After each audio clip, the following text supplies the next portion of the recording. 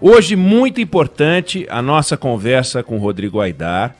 Nós vamos discutir esse caso horroroso do espancamento de um homem no Rio Grande do Sul, até a morte, tirado de dentro de um supermercado do grupo Carrefour e morto a pancada.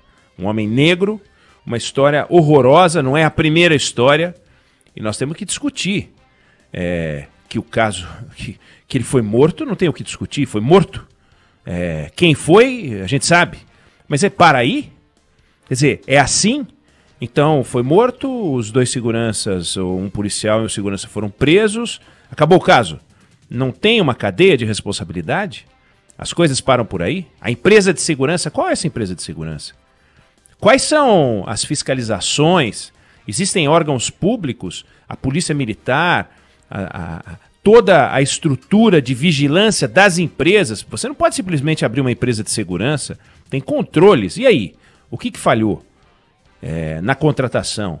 Está tudo certinho? Foi um incidente? É um incidente? E o Carrefour? Primeiro que não é a primeira vez que acontece algo com o Carrefour. Lá dentro do Carrefour, quem é que contratou a empresa de segurança? Como é que é esse contrato?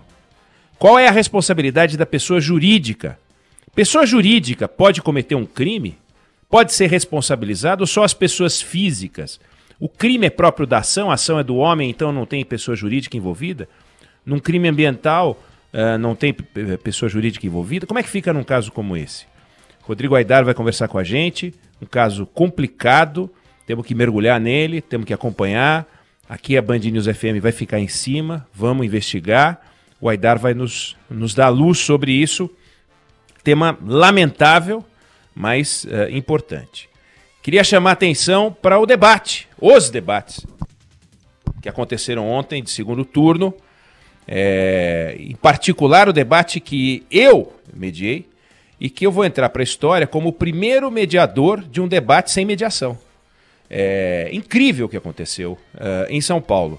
Não foi o que aconteceu no Rio de Janeiro, onde eles foram para torta na cara, dedo no olho, foi um negócio horroroso. Agora, a marca da civilidade aconteceu em Porto Alegre, não aconteceu em Campinas, no interior de São Paulo, mas na capital, São Paulo, foi uma coisa muito impressionante.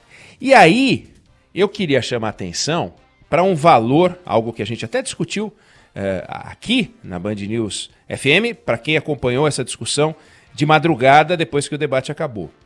Houve um tempo, e quando eu me refiro houve um tempo, quem diz isso é o Fernando Mitre. O tempo destes debates como eram feitos antes acabou. Começa um novo tempo de debate, e um novo tempo de debate tem data, 19 de novembro de 2020, que foi o debate de ontem na Band. Os debates, o modelo de debate. Liberdade total. A gente tinha regras muito complicadas.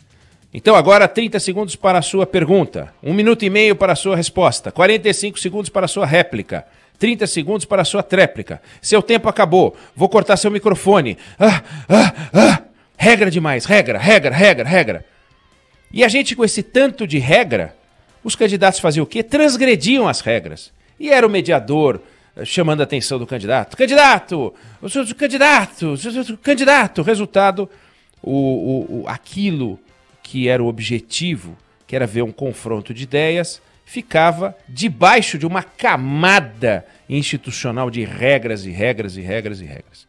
Qual foi a iniciativa, qual foi a ousadia do debate deste ano, no segundo turno? E aí, palmas para o nosso Mitre. A regra é o seguinte, vocês têm 15 minutos cada um, somado um bloco de 30, vocês usam como vocês quiserem. Vocês fazem perguntas, ao final da sua resposta, aí o senhor faz uma pergunta, o outro faz uma pergunta, depois responde e tal. E é o seguinte, o mediador, eu só estava lá, caso os dois começassem a falar ao mesmo tempo, porque aí ninguém escuta nada. Quem está acompanhando aqui a nossa conversa, se eu e a Débora, eu e o Felipe e a Débora começarem a falar ao mesmo tempo, aquilo vira um ruído, não dá para entender. Só nessa hora, então, eu entraria para dizer, queria pedir aos senhores que evitassem falar ao mesmo tempo, porque quem está em casa não entende nada, E o tempo dos senhores é descontado simultaneamente, então é um prejuízo para os dois lados. Não precisei fazer isso nenhuma vez. Nenhuma vez. Qual é o ensinamento que ficou para mim sobre a liberdade, o valor da liberdade? Regra demais sugere transgressão, sublevação, subversão, seja lá o que for. Liberdade total leva à responsabilidade. Eles tiveram responsabilidade, eles podiam andar pelo palco, nem andar eles andaram. Tamanha era a concentração deles, a preocupação com o conteúdo. Eles não ficaram se agredindo. Não ficou o Dória falando, e o Lula? E o Boulos falou, o senhor esconde o Dória. E daí eu disse, do Bolsonaro. Não ouvimos esse papo, não teve esse papo. Sabe, podia ter tido, mas não teve. O que eles ficaram fazendo o tempo inteiro? Discutindo o projeto de governo deles, caso um ganhe, caso o outro ganhe. O Boulos, que é um personagem de uma história radical, adotou essa postura. O Bruno Covas, que é um camarada conhecido pelo seu equilíbrio, adotou essa postura. Claro que não é que tem uma lógica isso, né? O Bruno Covas tem 58% das intenções de voto, segundo a última rodada de pesquisas do Ibope, e o Boulos tem 42%. O que o Boulos tem que fazer? Tem que tirar 8 pontos do Bruno e levar para ele. Como é que ele faz isso? Se ele tirar 8 pontos do Bruno e forem para ele, porque dá 16 a diferença, mas no fundo é 8 para cada lado, quem são esses 8%? Se é que existem esses 8% dispostos a trocar, mas ele tem que tirar 8%. É alguém que está com o Bruno, mas que toparia em tese e com o Boulos. Então é um camarada que está à esquerda do Bruno, mas à direita do Boulos. Não pode ser um camarada mais radical, porque esse já está com o Boulos. Nem pode ser um camarada mais radical à direita, porque esse já está com o Bruno. Então os extremos estão protegidos. Já sabem com quem eles vão.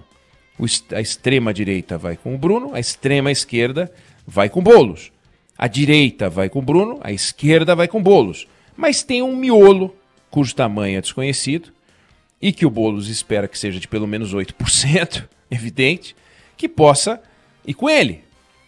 E ele tem que falar com esse personagem. E esse personagem é um sujeito equilibrado. É um camarada que hoje está com o Bruno, mas é equilibrado. Não pende para a esquerda, mas é um pouco à esquerda. Mas também não pende para a direita, mas é um pouco à direita. É um sujeito equilibrado. Esse cara equilibrado, ele só vai apoiar um candidato equilibrado. Tanto é que ele hoje está com o Bruno, que ele entende que é um camarada equilibrado. E para ele ir para o Boulos, tem que enxergar no Boulos um candidato equilibrado. De forma que o Boulos foi um candidato extremamente equilibrado, o Bruno foi um camarada extremamente equilibrado.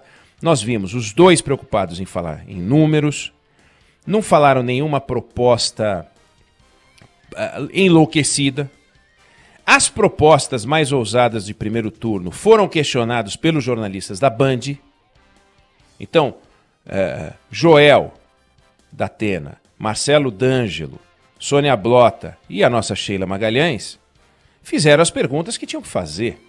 Não teve pergunta para simplesmente marcar presença. Em alguns debates tem umas coisas que o jornalista parece que está falando com ele próprio. Não. Foram perguntas importantes, foram só 4 perguntas, muito bem postas. E a partir daí começou uma coisa inédita na história dos debates. Nunca, em nenhum lugar, durante 30 minutos, 2 políticos ficaram administrando o seu tempo e o tempo do telespectador sem qualquer moderação. Jamais isso aconteceu. E foi um espetáculo. Funcionou muito bem, uma coisa extraordinária. Então foi uma aula de democracia, é um compromisso do Grupo Bandeirantes, está sempre à frente, fazendo os primeiros, não só cronologicamente, mas também liderando, marcando o passo e mostrando inovação. E a inovação desse ano foi incrível. O que significa o seguinte: aguardem 2022. Aguardem 2022. Vem muita novidade por aí. E os 2 candidatos vão entrar para a história também, independente de quem vai ganhar essa eleição, como os participantes de um dos debates mais, digamos, profissionais já feitos. Eu não me refiro aí, nesse caso, à organização, mas o cuidado deles em respeitar quem está assistindo. Perceber que foi-se o tempo, que a performance era para ver quem falava mais alto, quem gritava, quem dava um jab. Acabou isso. Nós já vimos isso muito, mas acabou. Talvez tenha acabado em 2018, talvez tenha acabado até antes, mas em 2018 a gente viu isso muito. Agressões, o próprio Boulos foi personagem dessas agressões. Ele dizia, não vou chamar o Meirelles, eu vou taxar o Meirelles. É uma frase de efeito, não apareceu esse Boulos. Aquele Boulos de 18 não apareceu agora em 2020. 2020 um Boulos discutindo a cidade, e as pessoas falam, mas ele é radical. Ele é radical, olha só, quem era o radical que estava lá ontem? E o Bruno, senhor dos números, e o Boulos preocupado com os números. Foi realmente um espetáculo. Eu fui como aquele camarada que conseguiu um ingresso para um lugar bom. Eu tinha um ingresso para um lugar muito bom dentro do debate, porque eu pude assistir de perto, entre aspas, né? Porque ninguém estava perto. Um estava distante do outro mais de 6 metros. E eu estava distante dos dois mais ainda do que os 6 metros. Então, estávamos os três sem máscara, todas as demais pessoas no estúdio com máscara, os jornalistas falaram com máscara, todos os câmeras, equipe técnica, todo mundo de máscara, maquiagem, não tinha ninguém sem máscara, houve a preocupação em sanitizar o ambiente, todos os cuidados, todo o protocolo para que a gente pudesse oferecer o espetáculo que felizmente a gente conseguiu proporcionar. Volto a dizer, tenho orgulho de ter sido mediador do primeiro debate na televisão brasileira sem mediação. Isso vai ser incrível. Quem mediou o debate que não tinha mediador? Eu. Você falou, o que você fez? Eu não sei, falei umas coisas lá, mas depois eu fiquei quieto. Você falou boa noite, Oneg? Falei boa noite, agradeci. Mínimo, né? Agradeci, mas não precisei fazer aquele papel chato, sabe, que fica lembrando para os outros qual é a regra do debate. Quem lembrava da regra do debate eram os dois. E fizeram uma administração de tempo muito curiosa. O Boulos falou, aliás, se fosse o Boulos, não pela ideologia, mas pela posição dele, ele abriu o debate e ele fechou o debate, porque quem abria, fechava. Ele abriu e falou 1 minuto e 56. O Covas fez aquilo que na Fórmula 1 se faz, né? Siga o líder. O cara tá na frente, faz igual. Falou 1 minuto e 56 também. Aí os dois ficaram com 2:04 pro final. Eu, se fosse o Boulos, teria feito diferente. Teria falado boa noite, é um privilégio estar aqui, agradeço os votos, agradeço a audiência, que tenhamos um bom debate. 10 segundos para ficar com 3:50 pro final. Sei lá o que o Covas vai falar de mim. Mas aí talvez o Covas fizesse a mesma coisa. Mas foi muito interessante. E nos 15 minutos para cada um, que no fundo era um bloco de 30 com 15 para cada um, o Boulos falou, respondeu, perguntou, e deixou 0,4, 4 segundos. Parecia jogo de basquete. Pô, o cara deixou 4 segundos aí, rapaz. O que ele vai fazer com esse troço? Então ele foi e tal. Quando o Covas terminou o tempo dele, ele pegou esses 4 segundos e deu uma arrematadinha final. Foi muito interessante. Ou seja, foi um show. Quem assistiu, quem acompanhou, vai dizer assim, pô, mas não teve dedo no olho, né? Como teve no Rio, não teve xingamento. Mas mudasse de canal. Tem uns canais esportivos aí que tem luta, sai sangue e tal. Agora, quem estava querendo escolher o seu candidato a prefeito pode dizer aquilo que a gente sempre cobrou, que tenham equilíbrio, que tragam propostas. Foi exatamente o que aconteceu. Os dois candidatos estão de parabéns, o Grupo Bandeirantes está de parabéns, o Mitre, que já realizou todos os debates do Brasil, desde 1808 ele realiza debates, já realizou todos os tipos de debate, e dessa vez inovou com mais esse modelo de debate, que criou um problema para ele agora, né? Porque ele fez que nem a gente faz com o Steven Wessel. O Wessel todo dia sobe a régua, e a receita tem que ficar cada vez melhor. Então, Mitre, 2022, você tem um desafio, vai ter que fazer um outro ainda mais inovador. É isso aí. E além de São Paulo, né? O Oneg citava aí os candidatos à Prefeitura de São Paulo, mas tivemos debates também ontem em Campinas, Belém, Manaus, Porto Alegre, Taubaté, Rio de Janeiro, Uberaba, São Vicente e Bauru. Tem debates ainda marcados para o dia 22, também conhecido como domingo, Ponta Grossa, Ribeirão Preto. E no dia 25 será a vez de Praia Grande, Sorocaba e Boa Vista, a Band realizando os debates. E ó, o nosso ouvinte Ricardo fala o seguinte: oi, Neg, o debate foi show, se fosse pay-per-view eu pagaria para assistir. Ó, muito legal. Valeu, e é muito legal fazer parte do grupo que tem o jornalismo como bandeira, a democracia como um valor e o debate, o choque de ideias como um objetivo, para que a gente possa ajudar as pessoas a pensar. Não é ensinar, não. É dar oportunidade para as pessoas pensarem, refletirem, e para isso precisa abrir espaço na programação.